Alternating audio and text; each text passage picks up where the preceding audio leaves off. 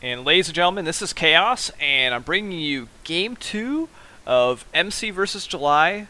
The map this time is Talarim Altar, and what a interesting first game. MC blundered huge. He actually laid a pylon where his Nexus needed to go at the natural expansion, and was forced to try to take down this pylon with one probe. And July, being the Zerg player he is, just scouted it, understood the timing was off, and just pushed with some Zerglings and Roaches. And there was a very quick GG by MC. He's definitely going to be pretty embarrassed coming off a loss like that. I've never seen that actually happen in any of the games I've seen, to just lay your pylon off and not being able to lay down your Nexus. Obviously it's possible, but you just never see it really in pro play. Now this is interesting because usually you see the pylon a little bit ahead here when you're trying to cut off. So we might be seeing a cannon rush here instead of a Nexus first kind of build. Usually like a Forge fast expands on the ramp so you could lay down that quick Nexus, get some cannons. But with this kind of build, it suggests that MC is going to try to get some quick cannons in there. Being Tal'Darim, it's such a large map, and the scout might not come in time for July to react properly. So the probe is moved in, he's got the scout, and MC is really showing that the probe is in the base, and we'll have to see how MC proceeds to go here. MC hasn't seen any hatchery go down first, and I think if it was a hatch first build, MC would have tried to punish that with a cannon rush. But it looks like MC might just move into a more standard expansion at this point. First cannon is going down by MC, and this build seems a little bit flaky actually. And July might be able to punish this pretty easily. A lot of probes kind of were cut, and the tech is kind of behind here. First gateway just going down at this almost 4-minute mark. So this build is definitely not as tight as you usually see out of MC. And I think it relied a lot on the stars aligning there. And July is getting a pretty early speed for his Zerglings. Now, July hasn't really scouted this yet, so he can't really punish MC. He did have a timing window where he could have, but it's not going to be the case. And really, MC's just going to be playing a little bit behind here, and then we're probably going to go into a pretty normal mid-game. And July does have quite a few Zerglings on the map, so he's going to have a pretty good sense of everything that's going on. And he's going to be able to really get a pretty quick scout on MC. That probe getting taken out pretty quickly. And MC getting that very quick second queen. And that hatchery is about to pop. So the two base timings are going to be almost identical for these players. And we're going to see if July decides to do another bust here, or if he's going to take like a quick third. He does have quite a few options here. And this is a point in the matchup where I find that the Zerg player has all the options and the Protoss is kind of stuck playing dormant. Like, July could take that third, he can go for the quick lair if he wants to. He can go for an all-in at this point. He has so many different plays he can do. And MC is playing in the dark, because he has no robo, so he can't get any scouts. And he is doing the most common build here. He has thrown a Stargate behind. This is only a one Stargate play here. So if he were to get a lot of pressure here, he would have a hard time defending with just one gateway. But MC uses Stargate so much, so July probably would have a good sense even without scouting what's going on here. Now the question is, will MC decide to go with Void Rays or Phoenixes, or like a mix of both?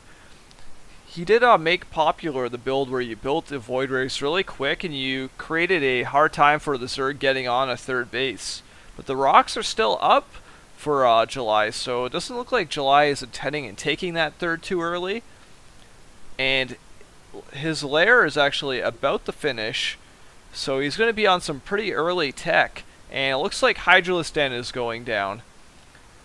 But this is going to be an interesting choice for July, because his creep spread has been pretty lackluster this game so far, and Hydralisks are a unit where you need a lot of creep to be able to control them well, and if you don't have creep, essentially you commit them to every attack you do. You can't pull back, you can't readjust, and having the creep is just so essential.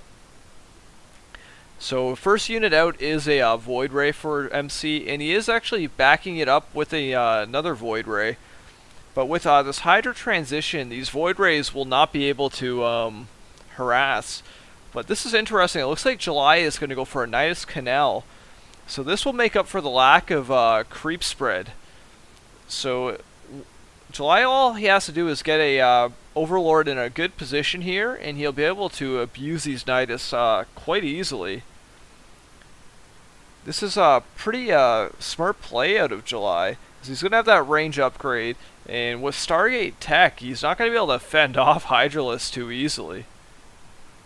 And we're just seeing more Void Rays on the way, and the Nidus is starting to get loaded up. And we're going to see where this canal is going to come out. And it looks like it's going to be just outside the natural. This Void Ray is sniping it down, and oh my god, he loses the Nidus. So the attack has been held off for a while here. And MC needed to hold that off, or otherwise MC would have to almost really back off huge. MC is about to finish +1 attacks for his gateway units, and now the Hydras are doing the slow walk across the map. And as you can see, what I was talking about, they are pretty pathetic when they are off the creep. And a Robo Bay is on the way, and a bunch of gateways. So MC is going to be in a much better position here the longer this game goes on. And now the Hydras have arrived, and a Nidus is going down behind it, so he will be able to reinforce. MC does have a ton of sentries though, so he will be able to throw some force fields down. Now the units are starting to stream in. If this cybernetics go down, that could be pretty vital. Not being able to build stalkers or sentries would be brutal in this position. And great force fields so far by MC. And more units are streaming in. And Cybernetics Core is almost down. A couple Lings getting by. These Hydras are doing a ton of damage here. And MC is trading pretty well so far. MC is being able to hold here. He's killing a ton of the Hydralisks and keeping most of his Void Rays alive. Although the health is pretty low on all of them. And Cybernetics Core has went down. And we do have a Colossus Bay on the way, so we're going to see a Colossus Void Ray kind of mix, which could be pretty awesome here. Now, is July going to keep on with this pressure? He's just loading up so many units, and a Queen coming out the other side of the Nidus, so he's actually going to start a creep spread up the hill here.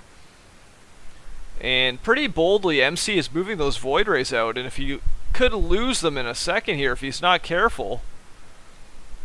Now MC is trying to hold here, but this is pretty tough. There's no Colossus there, and he's starting to run out of force fields, so I'm not sure how MC's going to hold this. He's using these Void Rays so well, but if he micros for a second, he's going to start to lose the Void Rays very quickly. Force Rays are almost out at this point. MC is laying these really clutch force fields. First Colossus is about to pop and is on its way over to the battle. And once a couple of those are on the way, then July's going to be in a really tough position. And we have a pretty quick GG, and MC takes game 2 here.